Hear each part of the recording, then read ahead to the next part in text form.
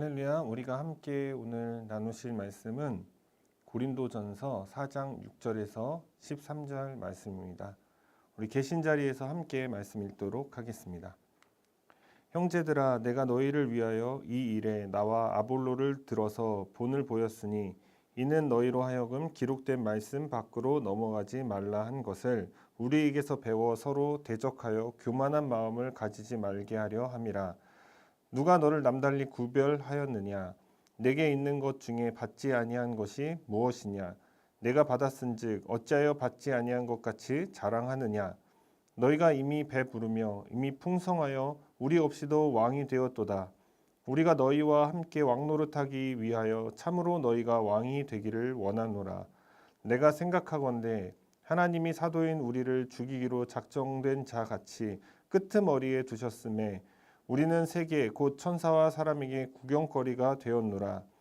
우리는 그리스도 때문에 어리석었으나 너희는 그리스도 안에서 지혜롭고 우리는 약하나 너희는 강하고 너희는 존귀하나 우리는 비천하여 바로 이 시각까지 우리가 줄이고 목마르며 헐벗고 매맞으며 정처가 없고 또 수고하여 친히 손으로 일을 하여 모욕을 당한즉 축복하고 박해를 받은즉 참고 비방을 받은즉 권면하니 우리가 지금까지 세상의 더러운 것과 만물의 찌꺼기 같이 되었도다. 아멘. 할렐루야. 오늘은 함께 말씀 기록된 말씀 받기라는 제목으로 오늘 말씀을 함께 나눠보기를 원합니다. 한 주간 평안하셨나요? 오늘 본문을 통해서 함께 은혜를 나누려고 하는데요. 제가 또 미국에 있었던 경험을 함께 나눠서 죄송하게 생각합니다. 우리나라의 경우에는 이 어린아이들 또는 학생들이 타고 다니는 이 스쿨버스가 거의 없습니다. 미국에는 이 스쿨버스라는 것이 있죠. 차가 노란색이고 이 스쿨버스에 몇 가지 특징들이 있는데 이 스쿨버스가 굉장히 튼튼하게 만들어졌습니다.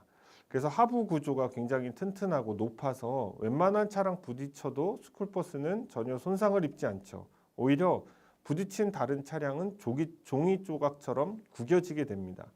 그래서 스쿨버스에는 안전벨트라는 것이 없습니다.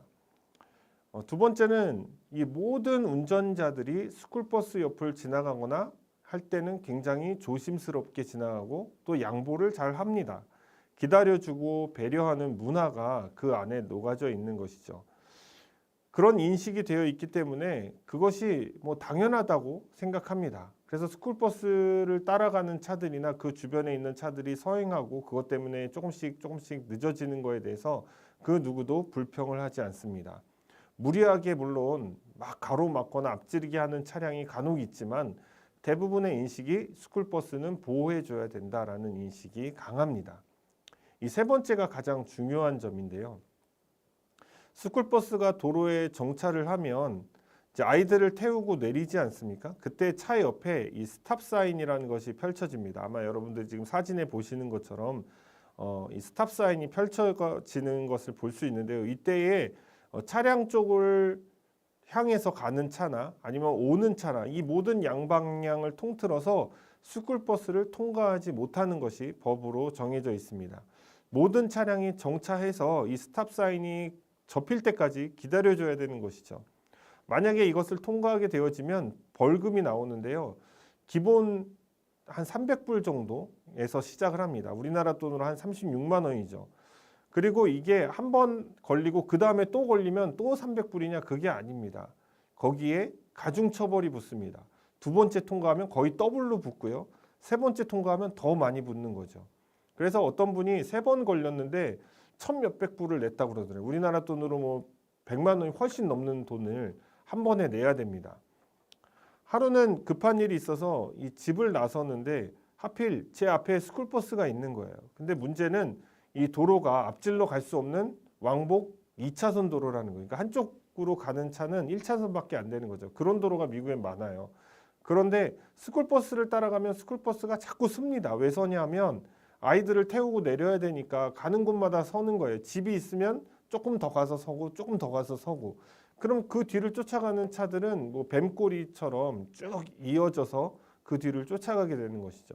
그러다 보면은 내가 급한 시간이 이게 임박했는데 그 시간 안에 가야 되는데 그 차가 자꾸 서서 스탑사인 펼치고 애들 타고 내리고 또 스탑사인 접고 조금 가서 또 서고 이거를 반복하면 뒤에 있으면 굉장히 답답하게 느껴집니다. 그래서 스쿨버스가 몇 시에 우리 동네를 통과하는지를 봐서 그 전에 미리 빨리 나가든지 아니면 아예 스쿨버스가 다 빠져나갈 때까지 기다렸다가 늦게 나가든지 뭐 이렇게 해야 되는데요. 여러분 이러한 제도가 사실 굉장히 불편한 제도일 수가 있죠.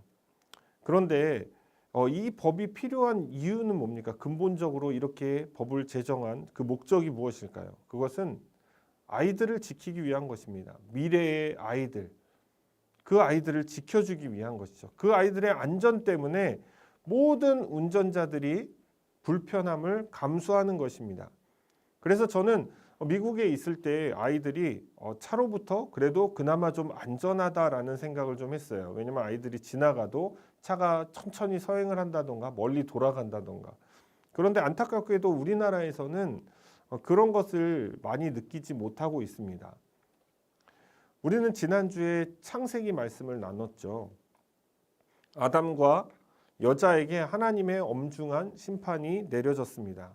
그러나 이 심판의 선언은 사람을 구원하시기 위한 하나님의 계획이었던 거예요.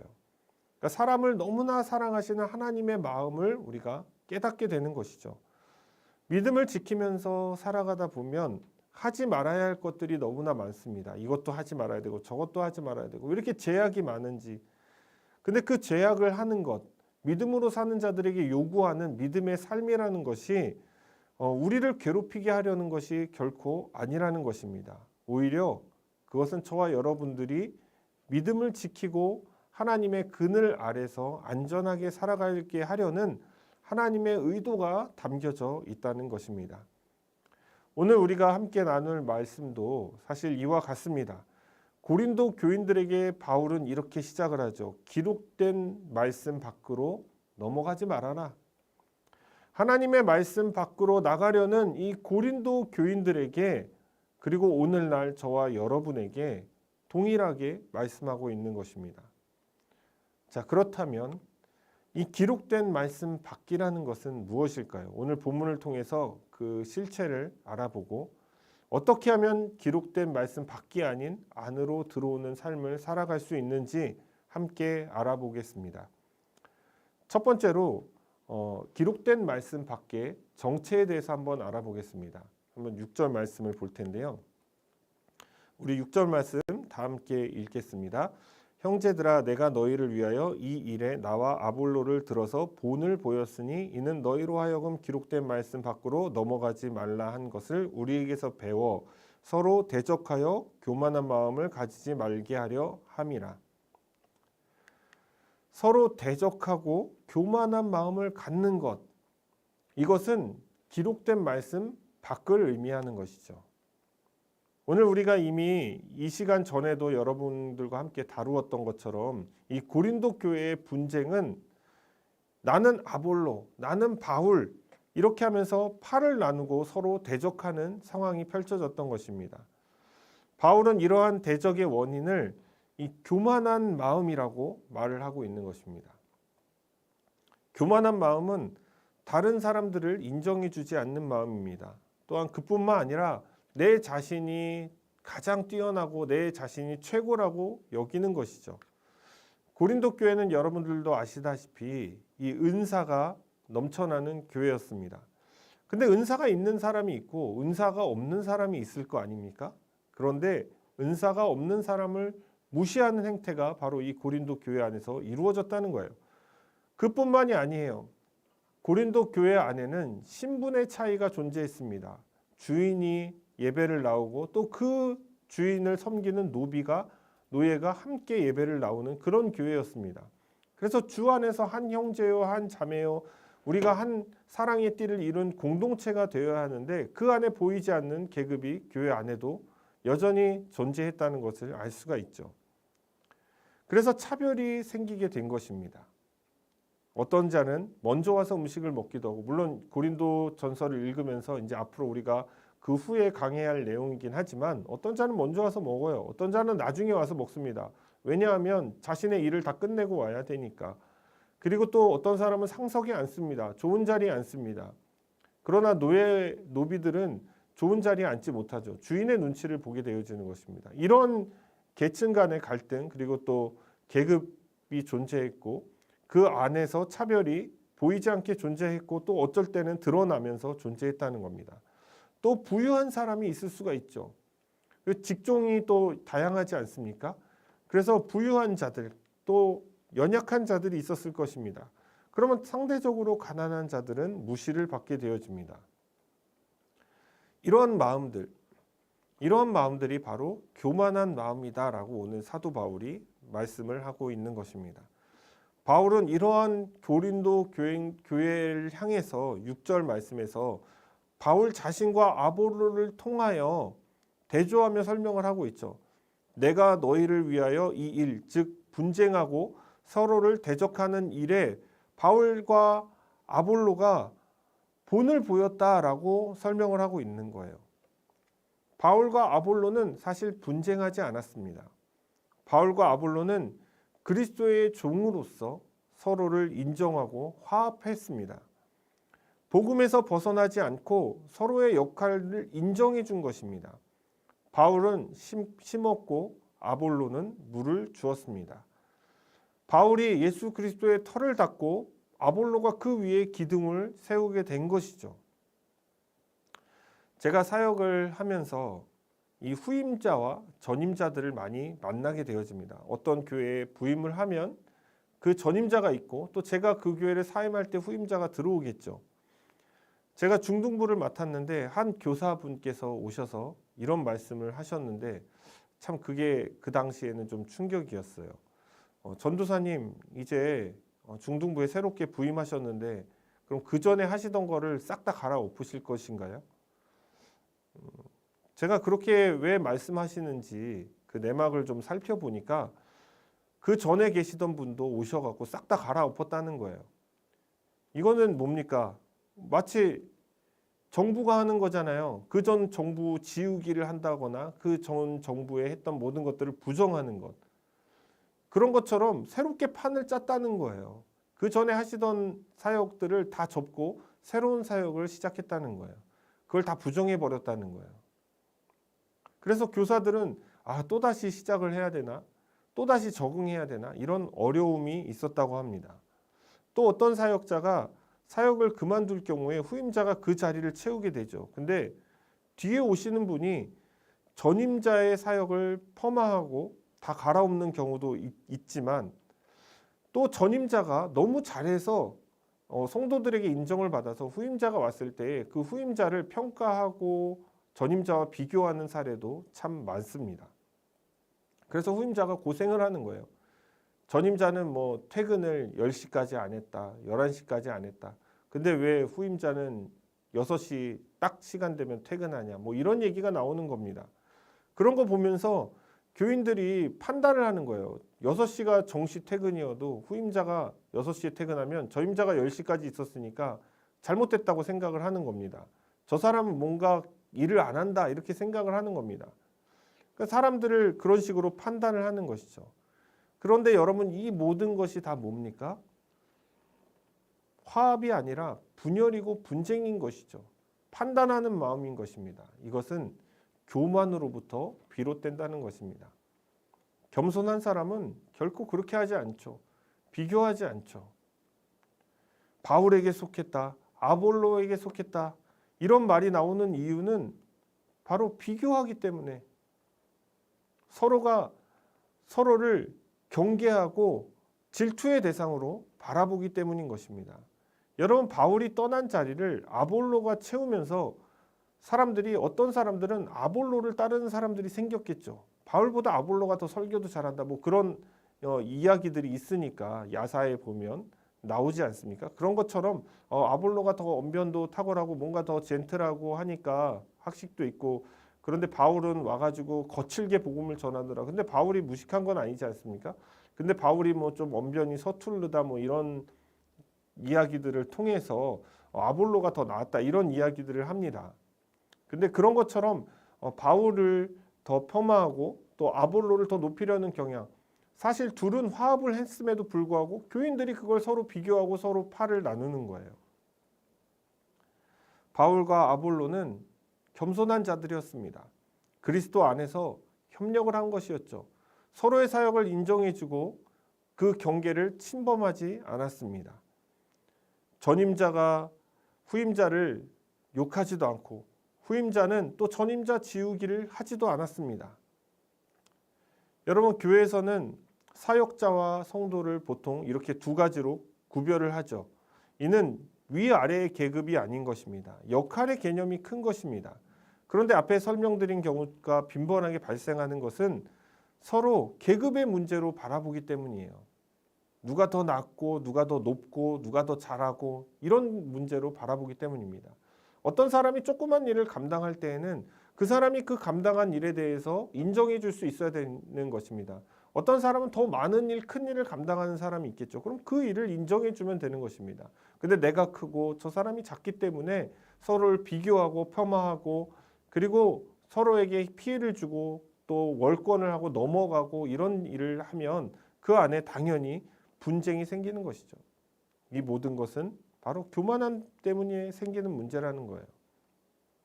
기록된 말씀 밖의 행동인 것입니다. 그러므로 우리 교회는 오히려 이 기록된 말씀 밖으로 나가는 것을 대적해야 됩니다. 그리고 겸손과 협력의 방향으로 나아가야 하는 것입니다. 이제 바울은 본격적으로 고린도 교인들을 책망하기 시작합니다. 우리 7절 말씀 한번 보겠습니다. 누가 너를 남달리 구별하였느냐? 내게 있는 것 중에 받지 아니한 것이 무엇이냐? 내가 받았은즉 어찌하여 받지 아니한 것 같이 자랑하느냐? 이 7절은 세 가지 의문 수사를 통해서 고린도 교인들에게 그 질문을 하는 것입니다. 첫째는 누가 너를 남달리 구별하였느냐? 이 질문을 던진 이유는 고린도 교인들이 세상으로부터 주님께서 불러내어 구별하셨습니다. 그러니까 그걸 구별하시니까 누군지를 다시 상기해 보라는 것이죠. 이 질문을 통해서 그들이 특정 지도자를 중심으로 뭉치는 이 모습, 또 은사를 따라서 뭉치는 이 모습, 은사를 높고 낮음으로 구별하려는 이 마음들이 합당하지 않다. 우리는 은사가 있든 없든 은사가 더 좋은 은사든 더 나쁜 은사든 뭐 이런 이야기를 할 필요가 없는 것이다. 다 한 성령으로부터 나온 것이고 우리는 다 예수 그리스도로부터 구원을 받은 존재. 우리를 불러내신 이는 딱 한 분 예수님이다. 그렇기 때문에 분열하고 분쟁하고 높고 낮고 비교하고 하는 것이 아무런 필요가 없는 것이다 라는 것을 바울이 지적하는 것이죠. 둘째는 내게 있는 것 중에 받지 아니한 것이 무엇이냐? 고린도 교인들이 받은 이 구원, 그리고 그들이 누리고 있는 은사, 그리고 복, 이런 것들은 자기 자신의 힘과 능력으로 주어진 것이 아니라는 것입니다. 그들 자신이 내세우고 있는 명예, 신분, 재물, 은사 이런 것들을 내세우는 것, 이것 자체가 무익한 것임을 말씀하고 있는 것입니다. 그 무엇도 자기 스스로 얻어낸 것이 없기 때문입니다. 주님께서 허락하시지 않으면 그 모든 것들이 자기 것이 아니라는 것이죠. 주님이 허락하셨기 때문에 가능한 것입니다. 저와 여러분에게도 주님께서 건강 주시고 자녀의 축복도 허락해 주시고 물질도 주셨다면 그것을 허락하신 분이 주님이에요. 근데 자기 자신이 내 자식이 최고다 이러고 자랑할 필요도 없는 겁니다. 내가 가진 재물이 많다 그러면서 자랑할 필요도 없는 것입니다. 큰 교회를 하면 하나님께서 부어주신 거잖아요. 근데 왜 이렇게 자랑을 하죠? 자랑할 필요가 없는 거예요. 그것이 바로 교만이라는 것이죠. 세 번째는 받지 아니한 것 같이 자랑하느뇨. 그러니까 이 두 번째 이유와 비슷한 건데요. 거기에 연장선상으로 보시면 되는데요. 그러니까 고린도 교회 너희가 가진 모든 것이 하나님으로부터 받은 것인데 마치 니네 스스로 그것을 이뤄낸 것처럼 자랑하느냐. 모든 것이 하나님의 은혜인데 이것을 망각하고 있느냐라고 고린도 교인들을 책망하고 있는 것입니다. 여러분 교만한 사람하고 대화를 해보면요. 늘 자기 자신을 자랑하고 싶어하고 인정받고 싶어하는 모습이 보입니다. 그 말 속에 드러나죠. 또 자기가 다 해낸 것처럼 말을 합니다. 야, 여긴 이랬는데 내가 이렇게 해서 이렇게 된 거야. 늘 내가 이렇게 말을 한다는 것입니다. 자랑하지 못해서 안달이 나 있습니다. 그냥 자기 자랑만 하면 되는데 또 다른 상대를 비교하면서 깎아내리기도 합니다. 우리 교회가 이렇게 됐다. 우리 교회는 내가 이렇게 해서 이렇게 됐다. 이런 상황이었는데 이렇게 해서 이렇게 됐다. 근데 저 교회는 저렇더라. 여러분, 이것이 다 교만한 사람들의 특징인 것입니다. 말을 해보면 알아요. 대화를 해보면 항상 그런 것이 묻어 나옵니다. 이어서 8절 말씀에서도 고린도 교인들의 교만함을 지적하고 있는데요. 우리 함께 읽어볼까요? 너희가 이미 배부르며 이미 풍성하며 우리 없이도 왕이 되었도다. 우리가 너희와 함께 왕노릇하기 위하여 참으로 너희가 왕이 되기를 원하노라. 본절에서 너희가 이미 배부르며라는 이 말은 밥을 많이 먹어서 배가 부르고 뭐 이런 뜻, 만족감을 느낀다, 포만감을 느낀다, 이런 뜻이 아닙니다. 물론 그런 뜻으로도 이 단어가 쓰여요. 근데 이런 뜻으로 이 본문에서 쓴 게 아니고요. 그들은 이미 만족감에 젖어 있었다, 이런 뜻이에요. 그러니까 자기 만족을 뜻하는 거죠. 자기 자신의 만족. 아, 나 이만하면 됐어. 이것을 조금 더 구체적으로 설명하자면 이것은 영적인 교만입니다. 나 정도면 뭐 이런 거 있잖아요. 내가 오늘 1시간 기도했어. 그러면 충분하잖아. 더 이상 뭐 할 필요 없잖아. 이 정도면 하나님이 나에게 오늘 복을 주시지 않겠어? 뭐 이런 자신감이 막 충만한 거예요. 새벽 기도 드리고 나오면 자신감이 충만한 거예요. 이 새벽 기도 드릴 때 보면 가끔 오래 기도하시는 분이 있어요. 오래 하시고 겸손하게 가시면 되는데 그날 하루 내가 기도 오래 했으니까 오늘 영빨 좀 되겠는데 뭐 이런 느낌으로 이렇게 나오시는 분들. 교만한 것이죠. 많은 사람들이 이 신약성서에서 나오는 여러 교회 중에 이 고린도 교회만큼 은혜를 많이 받고 또 은사가 많이 나타났던 교회는 없었다라고 말을 합니다. 물론 다른 교회들에게서는 은사로 인한 갈등이 없었기 때문에 뭐 다뤄지지 않아서 그렇게 말을 할 수도 있겠지만 저도 여전히 고린도 교회가 은사가 많이 드러났던 교회라고 생각하면은 변함이 없습니다. 순복음교회 하면 약간 좀 그런 고린도 교회 같다는 느낌을 갖습니다. 성도들에게 은사가 굉장히 많이 나타나죠. 뭐 방언 못하는 사람은 뭐 순복음교인이 아니다 뭐 이렇게 생각할 정도로 모든 사람이 다 합니다. 그리고 이 때문에 또 문제도 많이 생겨요. 여기저기 뭐 예언하시는 분들이 너무 많아가지고 어떤 분들은 목사님보다 더 높은 위치에 올라가 계시기도 합니다. 그런 분을 막 따라다니는 사람들도 생겨요. 팬덤도 생겨요. 고린도 지역은 사실 이 음란함이 있었어요. 항구 도시잖아요. 마도로스들이 막 들어오는 곳입니다. 그리고 우상 숭배가 심각했습니다. 여러분 지금도 부산에 가면 영도 같은 데 지나가면 이 나무 있잖아요. 나무 밑에다가 이 술잔 하나랑 뭐 이렇게 마른 오징어 같은 거 놔두고 가는 경우가 있어요. 전 그거 먹을 뻔했잖아요. 배고파서. 근데 그게 아니라 바다에 나가시는 분들 안전하게 돌아오라고 배 타시는 분들. 그래서 이렇게 제사를 드리는 겁니다. 어떤 이름 모를 신에게 이렇게 경배하는 것이죠. 그런 것처럼 바다는 늘 그런 위험을 감수해야 됐기 때문에 그런 우상 숭배들이 많이 넘쳐났던 것 같아요. 그런데 그 고린도 지역이 그런 지역이었어요. 근데 그 지역에서 많은 사람들이 회개하고 예수님께 돌아오는 구원의 역사가 일어나게 되어집니다. 실제로 고린도 교회는 이 바울이 그리스 지역 마게도니아로부터 이렇게 쭉 내려오면서 그리스 지역을 통과하면서 고린도까지 이르게 되면서 여기저기서 많은 복음을 전했지만 특히 아덴에서는 배척을 당하죠. 큰 복음의 역사가 일어나지 않았습니다. 그런데 고린도 지역으로 돌아오면서 이곳에서 그렇게 마도로스 그 거친 바다 일을 하는 사람들 그리고 또 거기에 창기들도 많았죠. 그 사람들을 상대하는 창기들도 있었죠. 또 우상숭배가 만연한 그곳에서 복음의 역사가 강하게 일어났어요. 그래서 은혜가 풍성하게 부어졌던 곳입니다. 많은 사람들이 하나님께로 돌아왔습니다. 오죽했으면 바울이 그곳에서 3년을 사역을 했겠습니까? 뿐만 아니라 그곳에서는 다양한 은사들이 나타났습니다. 방언을 말하고 또 통변을 하고 가르치는 은사가 있고 지식과 지혜의 은사가 있고 그리고 또 신유의 은사도 강하게 일어났던 곳입니다. 그런데 그래서 고린도전서 12장에 보면은 9가지 은사가 드러나잖아요. 그런데 그 교회에서 일명 영적인 정체가 일어나기 시작한 거예요. 그들이 배부르게 된 거예요. 왜냐하면 영적인 교만함에 빠졌기 때문이에요. 은사 나타나죠. 부흥하죠. 역동적이죠. 뭐 안 믿을 것 같은 사람들이 하나님께로 돌아오는 역사를 보면서 영적으로 교만해진 겁니다. 야, 우리 교회만큼 되는 교회 있어? 야, 저기 교회는 정체돼 갖고 맨날 말씀만 상고하더라. 근데 우리는 봐. 기적의 역사가 일어나잖아. 사도들이 없는데도 막 안진뱅이가 일어나고 병이 고쳐지고 방언이 일어나고 통변이 일어나고 이렇게 되잖아.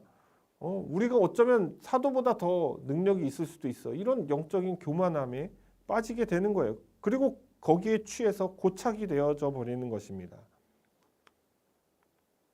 여러분, 은사가 많이 나타나고 예배 시간에 항상 새신자들이 와서 예수님을 믿는 역사가 일어난다면 여러분, 그 교회는 정말 행복한 교회일 것입니다. 저도 그런 교회를 꿈꾸죠.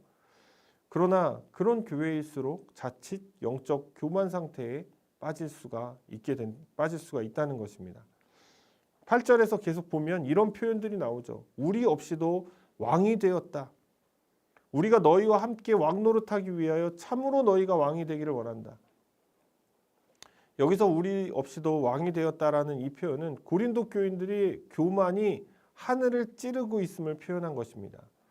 그러니까 우리가 없다는 이것은 사도들의 가르침이 없다는 거예요. 여러분, 그 당시에는 사도들의 말이 바로 예수님의 권위를 대변하는 말이었어요. 그래서 하나님의 말씀과 같이 여겨졌다는 것입니다. 그 당시엔 그렇게 쓰여졌어요. 그런데 그래서 오늘날 그것이 성경이 되지 않았습니까?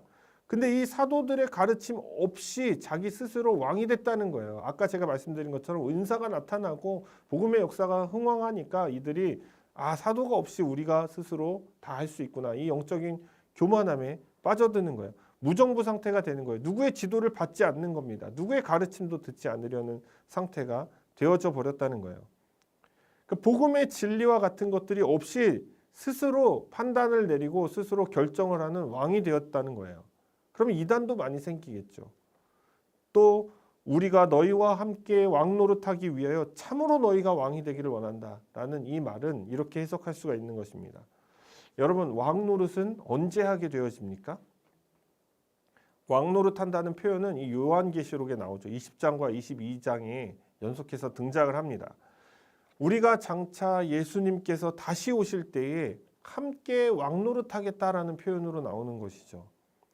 그때가 되어야 주님께서 다시 오셔야 비로소 영적으로 진정한 만족감, 영적으로 진정한 부유함, 그것이 충족이 된다는 거예요.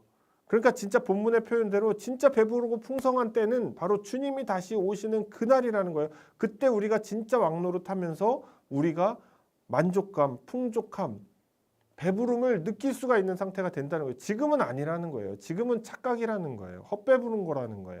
그런데 고린도 교인들은 아직도 주님께서 도래하지 않으셨음에도 불구하고 벌써 교만 때문에 배부르고 풍성하다고 느끼고 있다는 겁니다.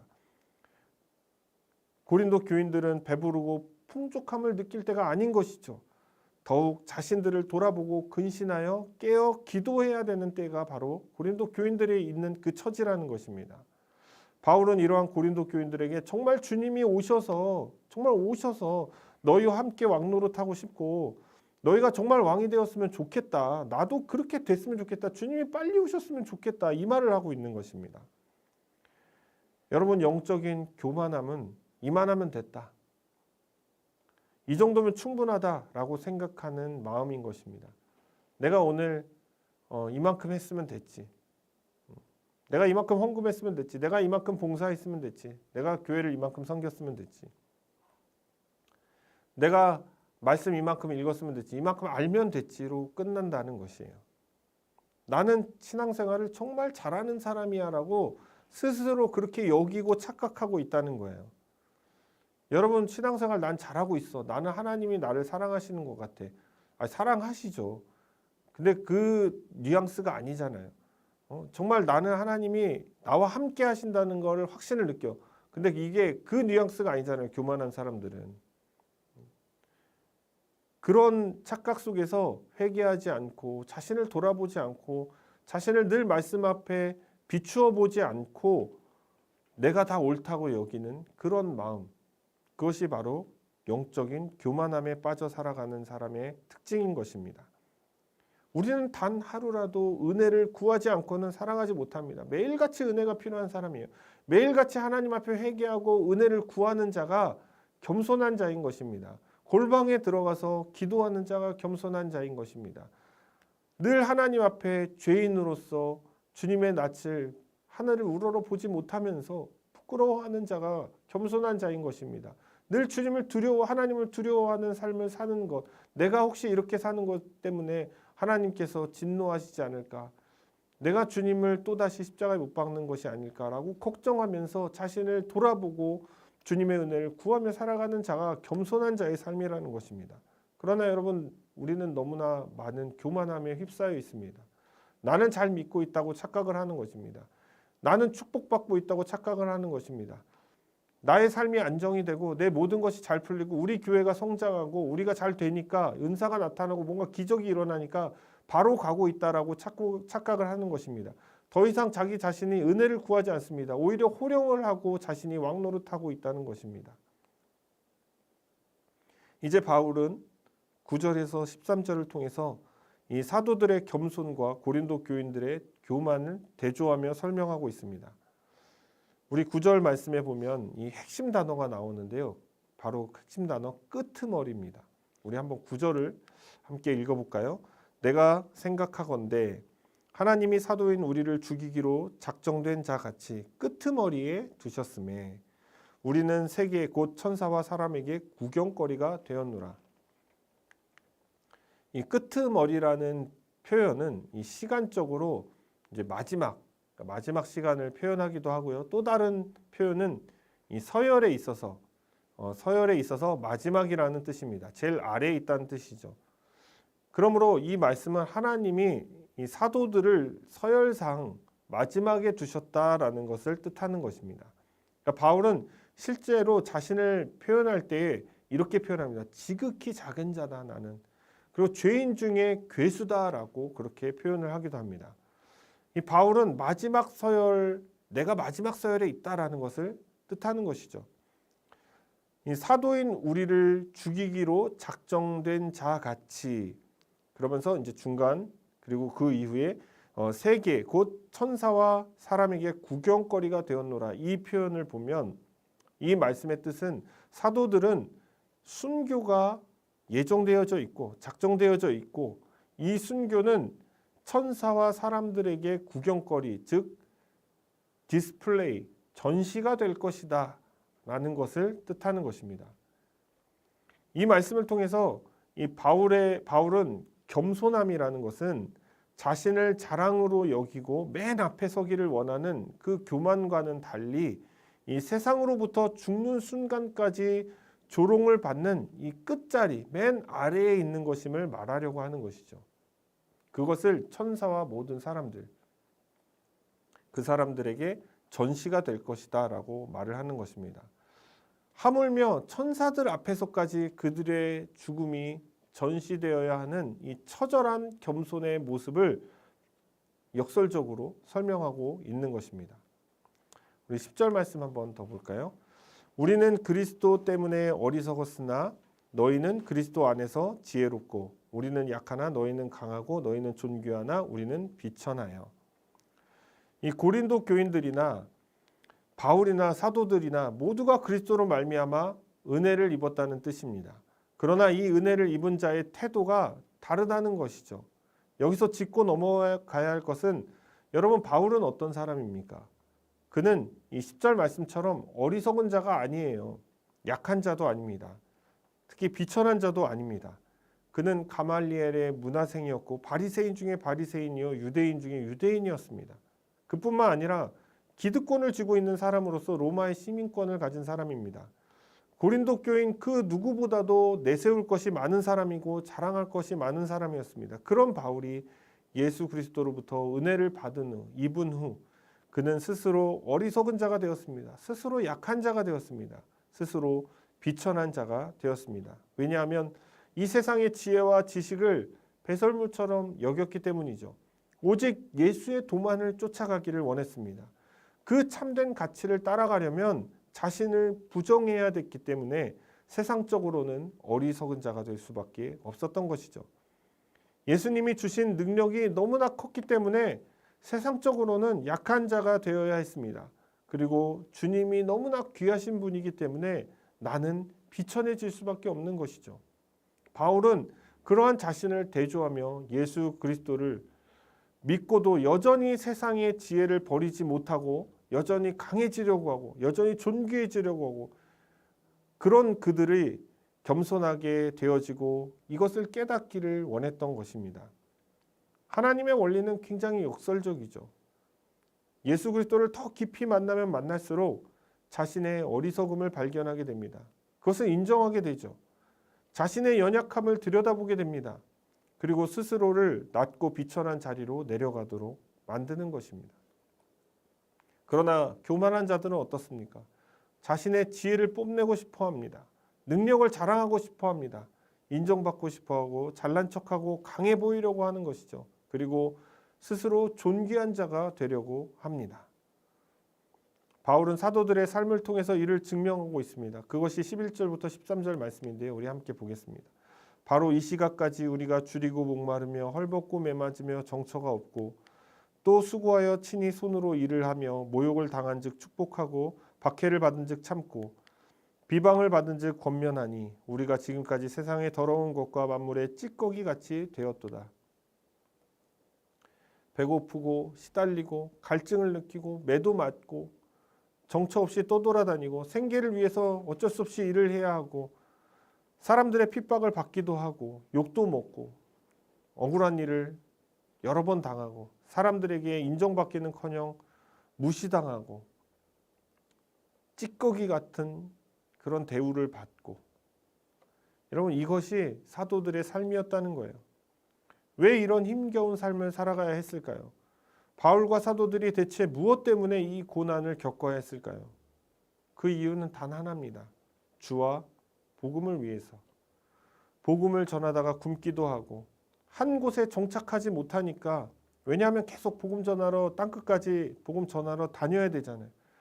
그것이 주님께서 내게 명하신 것이고 나의 사명이기 때문에 복음 전하는 곳에서 일을 해서 양식을 먹고 또 그걸 벌어서 또 다음 복음 전하러 가는 곳에 가야 됐기 때문에 그런 일들을 감당해낼 수 있었던 것입니다. 여러분 복음 전하면 오해를 사기도 하죠. 고소를 당하기도 합니다. 유대인의 무리로부터 공격을 당하기도 합니다. 도망치기도 했습니다. 많은 사람들이 바울을 무시하기도 했죠. 바울은 그런 대우를 받을 사람이 아니었습니다. 바울은 어디 가서 굶을 사람도 아니고 욕먹을 사람도 아니었습니다. 찌꺼기 같은 대우를 받을 사람은 더더욱 아니었죠. 그런데 그가 오직 주와 복음을 위해서 겸손의 길을 가야만 했던 것입니다. 고린도 교인들은 같은 은혜를 받았음에도 불구하고 바울과 같이 이러한 겸손의 길을 택하지 않았습니다. 자신의 안녕만을 위해서 이 영적인 배부름과 풍족함에 사로잡히는 교만의 길을 걸어갔던 것입니다. 그래서 오히려 이 교만 때문에 교회 안에서 분란이 일어나고 서로를 비방하고 그리고 대적하게 되었다는 것입니다. 바울은 고린도 교인들이 모두가 자신이나 사도들과 같이 순교를 당하고 핍박을 당하고 비천하여지고 굶고 목마르기 원했던 것은 아닙니다. 바울이 말하려고 하는 것은 사도들은 끄트머리에 있는 자로서 겸손하게 주어진 은혜로 사명을 감당하는 것이고 이것을 너희가 좀 알고 너희도 겸손하여져라. 영적인 교만에 빠지지 말아라 라고 말을 하려고 하는 것입니다. 이 고백을 통해서 이제는 이 교만함을 물리치고 겸손함으로 교회 안에 서로가 서로 하나가 되기를 원한다라는 말을 하고자 했던 것이죠. 결론을 맺겠습니다. 사랑하는 여러분, 이 교만은 신자에게 참 무섭고 치명적인 것입니다. 독과 같은 것이죠. 왜냐하면 하나님께서는 교만을 미워하십니다. 우리가 교만할 때 하나님께서는 우리를 맹렬하게 꾸짖으실 것입니다. 성경은 교만의 결과가 어떠한지를 말씀해주고 있습니다. 하나님을 잊어버리게 하죠. 신명기 8장 14절을 보면 내 마음이 교만하여 네 하나님 여호와를 잊어버릴까 염려하노라. 또한 교만은 하나님으로부터 범죄하게 만듭니다. 역대하 26장 16절에 보면 그가 강성하여짐에 그의 마음이 교만하여 악을 행하여 그의 하나님 여호와께 범죄하되. 또 교만은 하나님의 말씀을 듣지 않게 합니다. 느헤미야서 9장 29절에 보면 다시 주의 율법을 복종하게 하시려고 그들에게 징계하셨으나 그들이 교만하여 사람이 준행하면 그 가운데에서 삶을 얻는 주의 계명을 듣지 아니하며 주의 규례를 범하여 고집하는 어깨를 내밀며 목을 굳게 하여 듣지 아니하였나이다. 또한 교만은 분란을 초래합니다. 잠언 13장 10절에 보면 교만에서는 다툼만 일어날 뿐이라 권면을 듣는 자는 지혜가 있느니라. 교만한 자는 하나님의 심판을 결국에는 받게 되어지는 것입니다. 말라기서 4장 1절에 보면 만군의 여호와가 이르노라 보라 용광로 불 같은 날이 이르리니 교만한 자와 악을 행하는 자는 다 지푸라기 같을 것이라. 그 이르는 날에는 그들을 살라 그 뿌리와 가지를 남기지 아니할 것이로되. 하나님은 교만한 자를 물리치시죠. 야고보서 4장 6절에 보면 그러나 더욱 큰 은혜를 주시나니 그러므로 일렀으되 하나님이 교만한 자를 물리치시고 겸손한 자에게 은혜를 주신다 하였느니라. 그리고 하나님께서는 교만한 자를 대적하시는 것입니다. 베드로전서 5장 5절을 보면 젊은 자들아 이와 같이 장로들에게 순종하고 다 서로 겸손으로 허리를 동이라. 하나님은 교만한 자를 대적하시되 겸손한 자들에게 은혜를 주시느니라. 교만은 이토록 하나님과 반대되는 것입니다. 우리가 하나님과 더 깊은 관계를 갖지 못하도록 만드는 것입니다. 교만은 사탄의 성품인 것입니다. 신자는 예수님의 성품을 닮아가야 되는 것입니다. 예수님은 자신을 온유하고 겸손하니 자신을 배우라고 말씀을 하고 있습니다. 겸손한 자는 어떤 자입니까? 겸손한 자는 7절 말씀과 같이 모든 것이 주님의 은혜로 되었음을 고백하는 자입니다. 겸손한 자는 8절 말씀처럼 영적인 배부름과 풍성함에 빠지지 않도록 늘 깨어 근신하는 자인 것입니다. 무엇보다 겸손한 자는 9절에서 13절에 우리가 본 것처럼 바울처럼 자신의 모든 권리를 포기하고 오직 주와 복음을 위해서 살아가는 자가 바로 겸손한 자인 것입니다.